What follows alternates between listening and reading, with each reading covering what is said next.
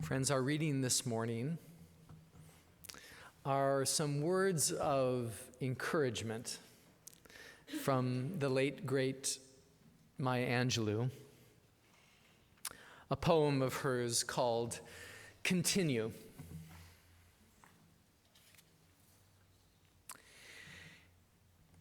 In a world which needs you, my wish for you is that you continue. Continue to be who and how you are, to astonish a mean world with your acts of kindness. Continue to allow humor to lighten the burden of your tender heart. Continue in a society dark with cruelty to let the people hear the grandeur of God in the peals of your laughter. Continue to remind the people that each is as good as the other and that no one is beneath nor above you. Continue to remember your own young ears and look with favor upon the lost and the least and the lonely. Continue to put the mantle of your protection around the bodies of the young and defenseless. Continue to take the hand of the despised and walk proudly with them in the high street. Some might see you and be encouraged to do likewise.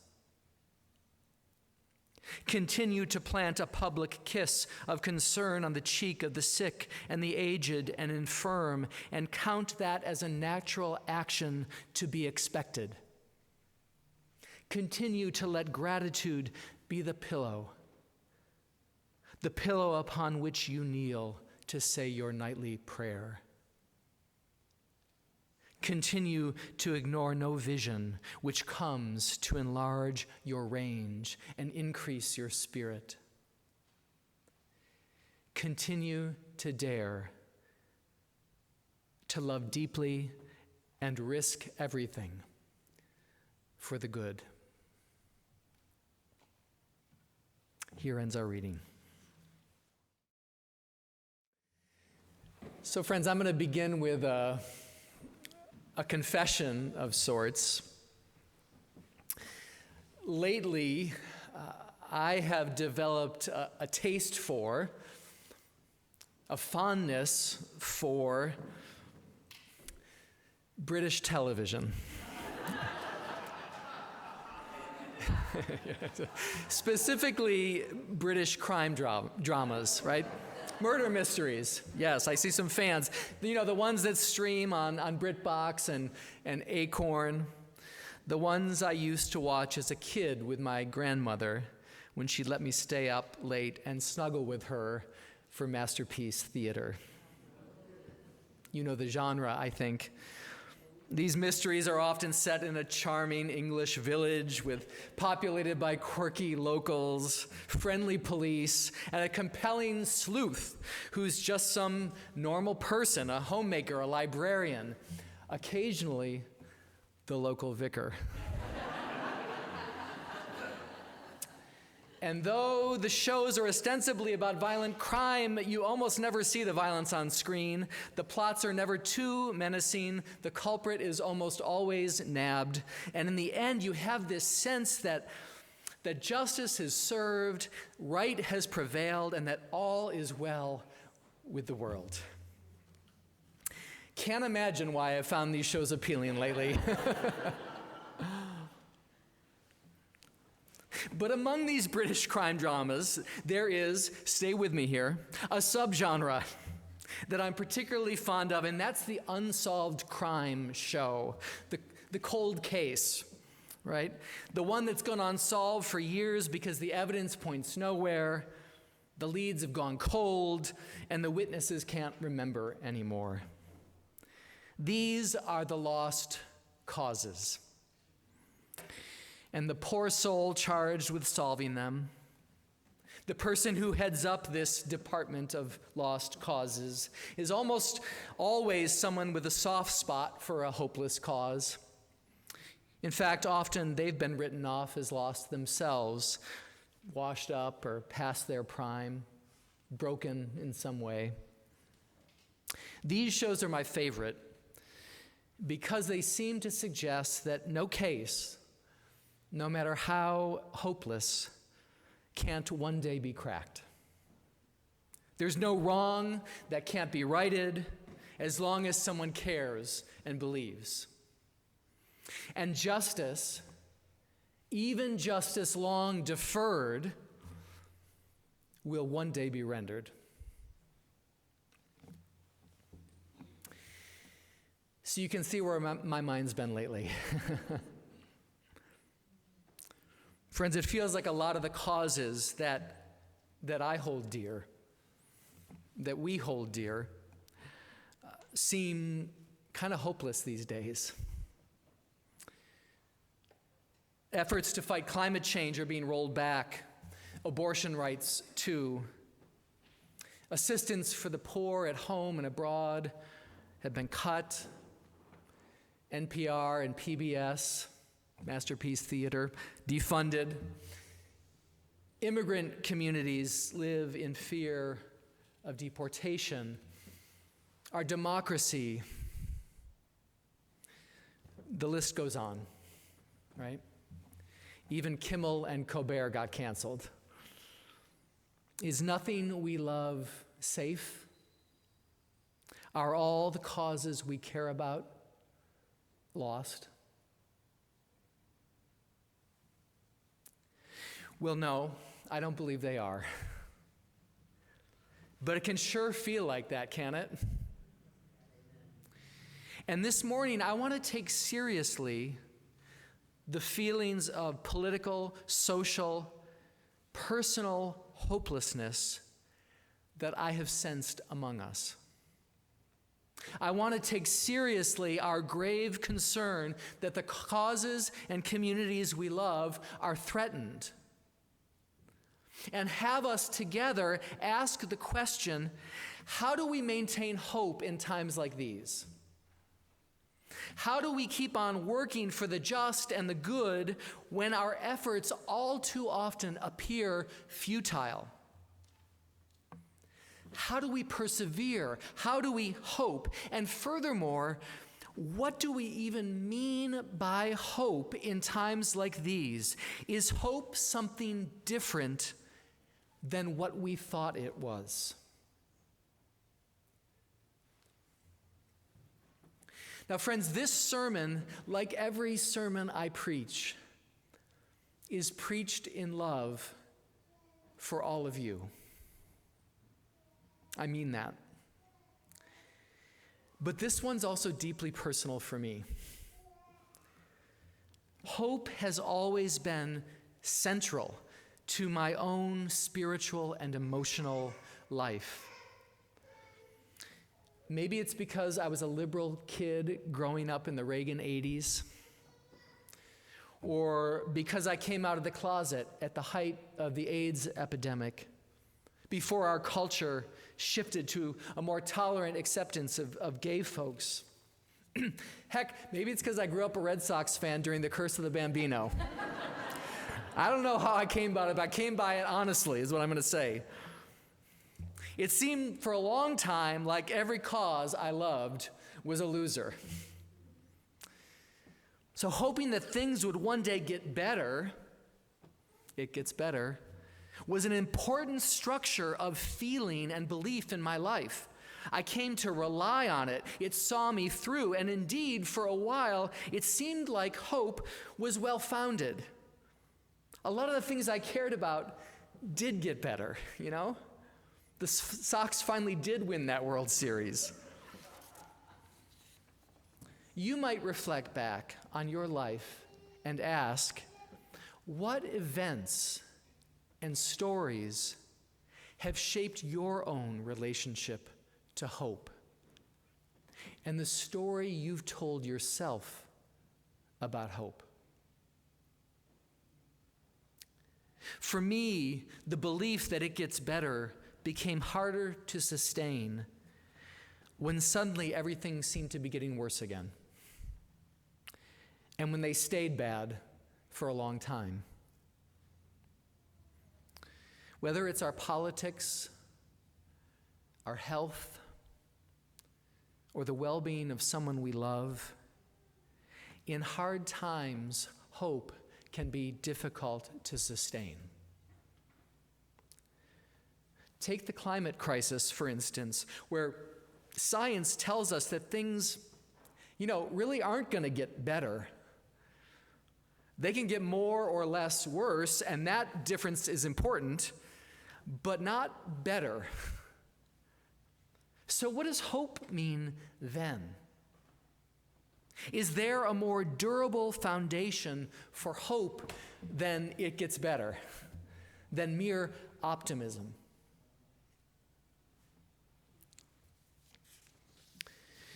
The Reverend Ernest Gordon was the longtime chaplain and preacher at Princeton University. During World War II, he was a prisoner of war in a Japanese POW camp. In fact, his memoir of that time was the inspiration for the film Bridge on the River Kwai. In his memoir, Gordon vividly describes the anxiety and fear that he and his fellow POWs faced. They didn't know if or when they'd be liberated or whether or not they'd survive. And they struggled, each in their own way, to maintain a sense of hope. Gordon observed that one group of prisoners turned to prayer to keep their hope strong. Every day they'd get up and read the accounts in Scripture of God's mighty deeds, and they prayed for God to deliver them. For a while, this practice indeed sustained their hope, but as time wore on and no deliverance came, they began to lose heart. Some lost faith. The belief that things would get better, that they would be delivered, even when that belief was rooted in their faith in God, that alone wasn't sufficient to sustain their hope. But there was another group of prisoners, Gordon says, who responded to this seemingly hopeless situation by throwing themselves into caring for one another and for the most vulnerable among them. They tended one another's wounds. They cared for the sick and the dying. They accompanied each other through panic attacks and night terrors. They didn't flee suffering in order to maintain hope. Instead, they turned toward that suffering. They leaned in and met it with care and with compassion. These were the prisoners, Gordon observes, who sustained their hope throughout their captivity. Their spirits strengthened not by the belief that things would get better, or not by that alone. They were strengthened by their acts of compassion and tenderness for one another, by giving and receiving from one another. These concrete, tangible expressions of care provided the firm foundation for their hope. A hope grounded not in what the future holds, but in the present experience of care and concern and love. That's how they persevered. This is what gave them hope. Friends, I think there is wisdom in this story. I've seen this same lesson borne out in my own life and in the lives of those I've ministered to. What I've learned, what I'm learning, is that perhaps hope isn't what I once thought it was. Perhaps it isn't a sunny optimism or blind faith in God's deliverance or blithe trust in liberal notions of progress. Perhaps it's not even the considered belief that though the moral arc of the universe is long, it bends toward justice. What if hope is none of these things? What if hope is not something we believe in, but something we do, right? A practice, a discipline. what if hope actually looks a lot more like what we call love? What I've come to believe is this: hope is a labor of love. By labor, I mean it's an act, a task, a project, a discipline. By love, I mean love. Hope is a labor of love. In a difficult time, when all our causes seem lost, perhaps the thing that gives us hope and sustains our hope and helps us persevere are the concrete acts of care and love that we share with one another and with the most vulnerable. A labor of love, a labor undertaken not with the assurance that things will one day get better, even if they might, and we hope they do, but because of the intrinsic value of the love themselves, the intrinsic value of the people whom we love, the intrinsic value of the goodness of the cause for which we struggle. This is what sustains us. This is the foundation of our hope. This is what helps us persevere when hope is hard to find. Right? Love. Sometimes we see this play out in the lives of those who've gone before us.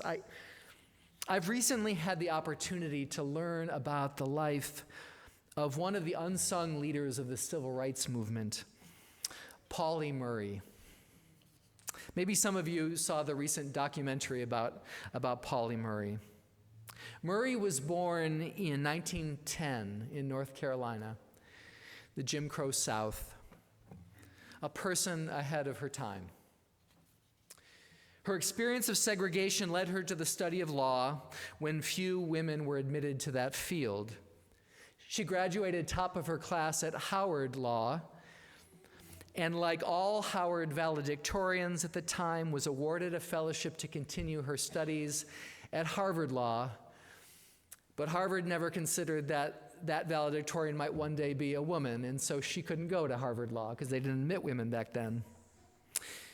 Despite the barriers faced by a black woman in law, Murray went on to publish a landmark study of Jim Crow legal codes across the South, a volume that Justice Thurgood Marshall called a Bible for civil rights litigators. She also coined the term Jane Crow to refer to the ways in which segregation specifically impacted black women. She worked alongside Dr. King and Bayard Rustin. She was a co-founder of NOW, the National Organization of Women. And then in the 1970s, she was drawn to religious life and leadership. And at a time back then when women were rare, clergy were rare, Murray became the first black woman ordained an Episcopal priest. Most of Murray's enduring romantic relationships were with women, and throughout her life she wrestled with her own gender identity. Though she never changed her name, her given name, Pauline, she long went by the more gender-neutral Pauli. There wasn't the language for it at the time, but many now consider Pauli Murray a pioneering figure in the trans rights movement. In so many ways, Pauli Murray was a person ahead of their time, struggling always against the forces of entropy and oppression. They championed many causes that for a long time were considered to be lost. They labored on not with the assurance of eventual victory, but simply because the cause was right and just. And because they wanted the people that they loved to be free. Theirs was a labor of love. And then just before their death, in 1984, they looked back on their long life and their struggles, and they said this. They said, I've lived long enough now to see a lot of my lost causes found. I've lived long enough to see my lost causes found. Friends, we do not labor in vain because we labor in love. And though our hope doesn't depend on it, may our lost causes one day too be found. Amen.